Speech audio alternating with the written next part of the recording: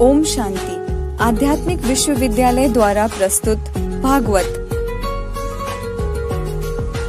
यह कहानी है षड्यंत्रों और कलंकों की, जिसे माथे पे लगाए स्वयं भगवान भी कलंकीधर कहलाए। यह कथा है भगवान और उनकी भागवत की, भगवान के पीछे भागने वाली कन्याओं की, जिसे न छोड़ा समाज और सरकार ने, न छोड़ा स्वयं कन्याओं के माता पिता ने। लगाते गए आरोप और इल्जाम, रचते गए षड्यंत्र और साजिश। आध्यात्मिक क्या चलता था? पर भूल गए महिमा श्रीमद् भागवत की, भूल गए महिमा भगवान की, भूल गए महिमा सत्यमेव जयते की।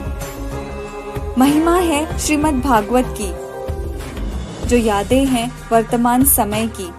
न आए भगवान द्वापर में, आए हैं कलयुग के अंत में।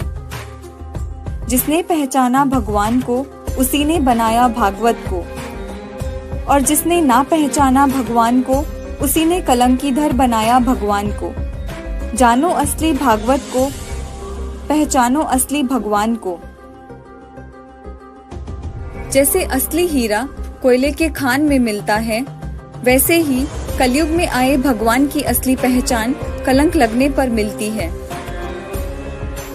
जैसे असली हीरा तपती धूप में भी ठंडा रहता है, वैसे ही असल में जो भगवान होंगे वो हजारों कलंक लगने पर भी तटस्थ रहेंगे।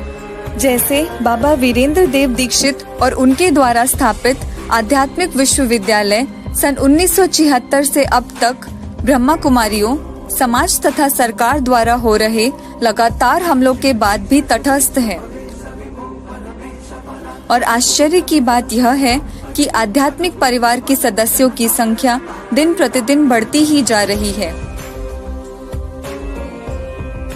इसका एकमेव कारण है बाबा वीरेंद्र देव दीक्षित जी के द्वारा स्वयं परमपिता परमात्मा शिव का दिया गया ईश्वरीय ज्ञान, जिसके लिए शास्त्रों में आया है ऋते ज्ञाना न मुक्ति, माना ज्ञान के बिगर दुख दर्द से मुक्ति नहीं मिल सकती। इस कलह कलेश वाले कलयुग में सबसे अधिक दुखी कन्याएं हैं।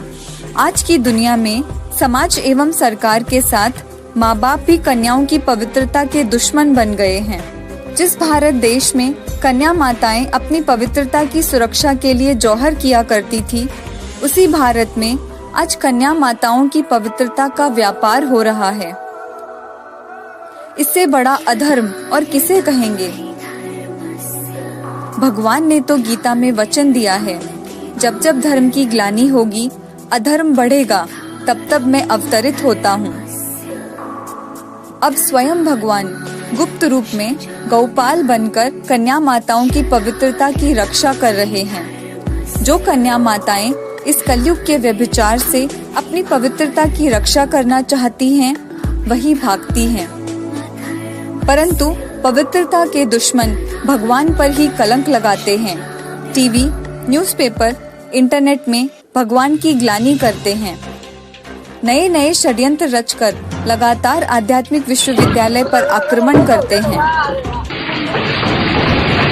तो आज हम आपको षड्यंत्रों का पहला चरण कोनिका वर्मन की कहानी से अवगत कराते हैं कि किस प्रकार एक पिता ने अपनी बालिक बेटी को नाबालिग सिद्ध कर आध्यात्मिक विश्वविद्यालय पर उसे बंधक बनाने का आरोप लगाया।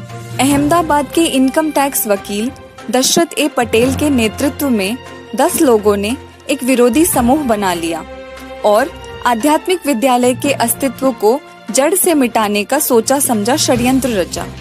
प्राण गोपाल बर्मन को सर्वप्रथम हथियार के रूप में इस्तेमाल किया गया। सन 1994 में आध्यात्मिक विश्वविद्यालय में समर्पित कुमारी कोनिका वर्मन के पिता प्राण गोपाल बर्मन ने लोभवश विरोधी दल से मोटी रकम लेकर कोनिका वर्मन को बेचने की योजना बनाई। प्राण गोपाल बर्मन ने विरोधी दल की मदद से कोनिका को नाबालिग बताते हुए उसको आध्यात्मिक विश्वविद्यालय के मुखिया जनों द्वारा बंधक बनाए जाने की एप्लीकेशन के साथ झूठे प्रूफ पेश किए, जिनमें 22 साल की बालिग बेटी को 16 वर्षीय साबित किया गया। इसके परिणाम स्वरूप 7/4/98 को कुमारी कोनिका बर्मन को नारी निकेतन इटावा में भेजने का निर्देश जारी किया गया, जिसके तहत 2 महीने तक कोनिका को उसके मेडिकल एवं ओरिजिनल एज प्रूफ द्वारा उसे बालिग सिद्ध होने तक नारी निकेतन इटावा में उसकी इच्छा के विरुद्ध रखा गया। आखिर परिणाम क्या हुआ? इलाहाबाद के हाई कोर्ट से आखिरीन यह फैसला जारी हुआ कि यह पाया गया है कि दंड प्रक्रिया संहिता की धारा 97 के अधीन याचिकाकर्ता के खिलाफ मामले के निपटाने में एसडीएम को इतना लंबा समय नहीं लेना चाहिए था। उन्हें सिर्फ यह देखना था कि क्या वह कन्या 18 वर्ष की थी या नहीं, और यदि वह वयस्क थी तो उसे किसी भी बहाने कैद रखने का कोई कारण नहीं हो सकता था। हम यह मानते हैं कि संबंधित न्यायालय को कानून के अनुसार 1 जून 1998 को मामला निपटा देना चाहिए।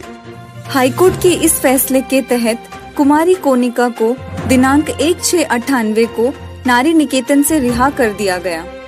हालांकि हम नहीं चाहते थे कि प्राण गोपाल बर्मन, जिसे इस षड्यंत्र का मोहरा बनाया गया था, उनको जेल हो, लेकिन धारा 420, 467 आईपीसी के तहत प्राण गोपाल बर्मन को पुलिस ने जेल में डाल दिया।